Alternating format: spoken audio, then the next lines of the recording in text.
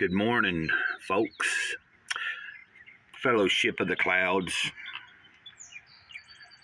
This is the channel Grey Cloudy Day, and I am known as Grey Cloud. Sometimes I refer to myself as Mr. Cloud, but the title is, just call me Cloud, Grey Cloud, whatever. Sage of the Eternal Moment. And if you're new here, thanks for maybe checking this out. If you get through the whole video and you like it, think about subscribing, please. And right now, if you're still even watching it, you can hit the thumbs up right this second. The more people that hit thumbs up, it affects how much they push the videos out to people that have not ever seen the channel. And I don't know. This channel is just basically me trying to share a little piece of my life, talking sometimes about my past, talking about my struggles in my current life. Sometimes I'm sharing fun stuff like about comic books or toys. I don't do that as much, although I'm moving in that direction. I'm going to get a routine down in the next few weeks of once or twice a week, there'll at least be something going up on a certain day about pop culture, something that I'm into that's fun. But my main type of things that we do on this channel is I read from, a lot of times I'll read from certain books that have either helped me in my life, or there's been a couple of times that I've shared something that was new to me, as well as anybody that might not have ever read it either. But I was basically, sometimes I've read books for the first time, just recording like every day me reading from it. And so it's like I'm learning it as I go too. But there's been several books I've shared. For instance, like this one. This is something that I ran across years ago. Don't Sweat the Small Stuff, and it's all small stuff, I believe. I probably was in jail or something maybe at the time. I can't really remember. Or I was on the streets for one of the first few times I lived on the streets or something. Anyway, I came across the book. I remember reading some of it. I don't think I read the whole thing, but I got it again because I found it at a thrift store, and it's an easy read, and it's something I can share almost every day. And you'll see we're almost to the end of this book, which reminds me I need to go back and work on the playlist for this book. There's also another playlist for another book that I've been thinking about revisiting because it worked really well for almost an entire year, and that was living a life of awareness, wisdom based on on the Toltec path or something like that. Anyway, let's get on with this reading. I'm having a pretty good morning. I hope you guys are. Number 98, look for the extraordinary in the ordinary. And you'll notice I'm outside again on the porch. Eventually I'll get around to going out back and sitting in that chair out there where I have a nice cool little spot. But they have been working on some stuff out back on the other side of the fence on that other property, and I didn't want to get over there starting a video and then they start hammering or sawing or something. Anyway, here we go. Look for the extraordinary in the ordinary. I heard a story about two workers who were approached by a reporter. The reporter asked the first worker, "What are you doing?" His response was to complain that he was virtually a slave, an underpaid bricklayer who spent his days wasting his time placing bricks on top of one another. The reporter asked the second worker the same question. His response, however, was quite different. "I'm the luckiest person in the world," he said. "I get to be a part of important and beautiful pieces of architecture. I help turn simple pieces of brick into exquisite masterpieces." They were both right. The truth is, we see in life what we want to see. If you search for ugliness, you'll find plenty of it. If you want to find fault with other people, your career, or the world in general, you'll certainly be able to do so. But the opposite is also true. If you look for the extraordinary in the ordinary, you can train yourself to see it. The bricklayer sees cathedrals within pieces of brick. The question is, can you? Can you, Greycloud? Can you see it?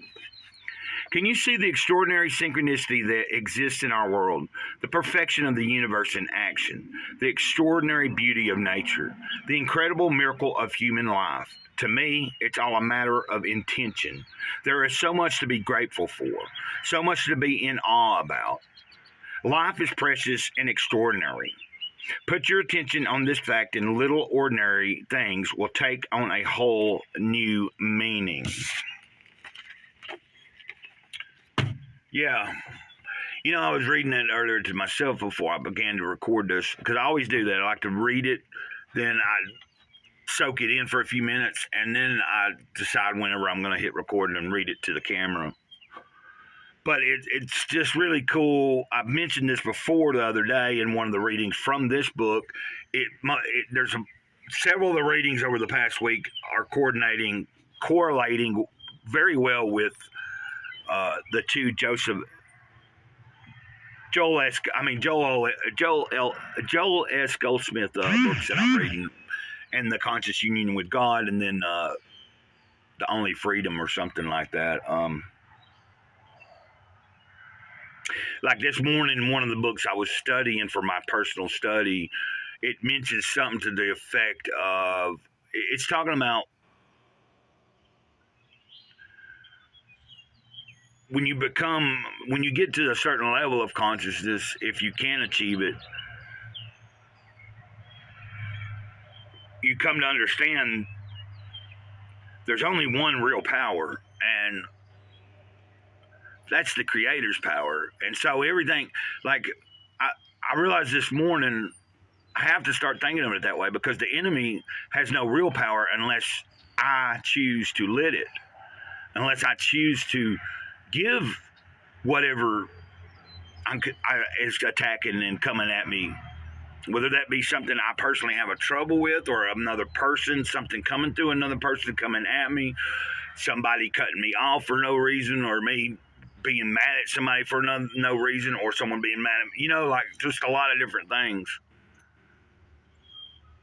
But like,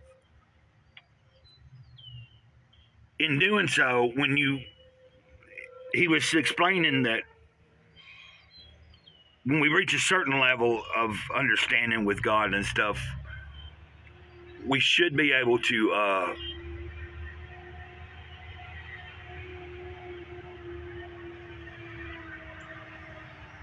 move differently, like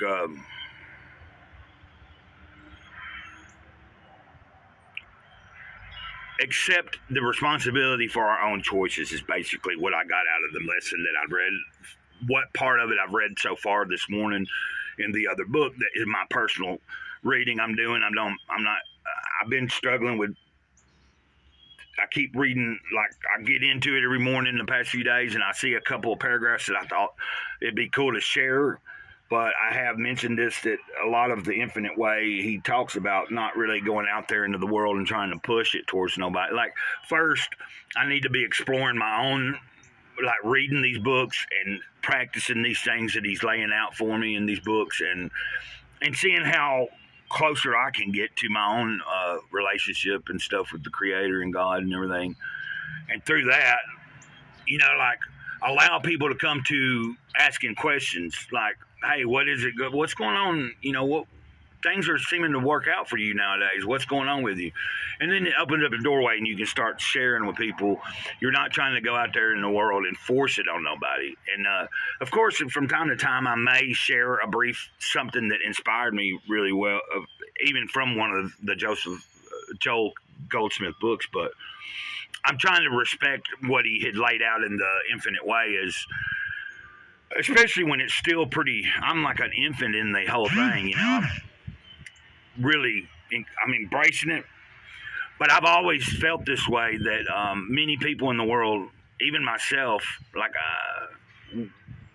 I have tended at times in life to think that certain things were done to me rather than things were happening because of what I had chose. But, you know, earlier in life, I did finally realize it was all based.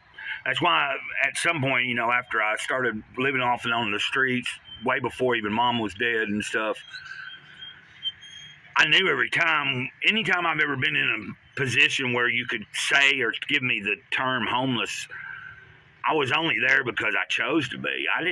There's always options. And I think most people are, yeah, sometimes circumstances happen, but if you look at it close enough, most everything that goes on in my life, I'll speak for myself. Even this incident, like from last month, of, you know, me, I guess I crossed a boundary in asking for a particular favor, and I knew I probably shouldn't have asked that. And it was not a bad thing to ask, but I don't know why it disrupted a certain me and someone's communication, but it did, and it may appear that it's worrying me, but it's not.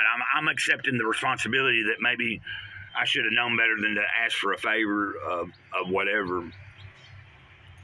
But really, it's neither here or there. I mean, today is today, and this is the day I have. This is the first day of the new year for me, because a year from now, if I make it to then, that would have been of a year. But then that's one thing in those books that I'm studying for myself. He talks about approaching each day as if it's the first day of the new year, because it is.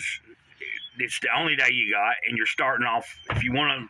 But the only day you're going to have is each day is the first day of the year. So you're starting a new year every day.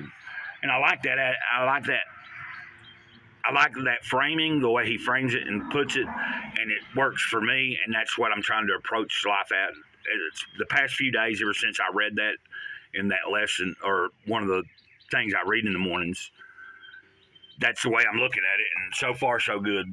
I'm going to try to stay on course, stay positive, and stay as active as I can today. Y'all have a good day. I've babbled on for a while, and I appreciate you listening to me. Hit like, subscribe, whatever. Share the videos. This is Greycloud Sage of the Eternal Moment over. The Sage of the Eternal Moment. Over and out. Ditto.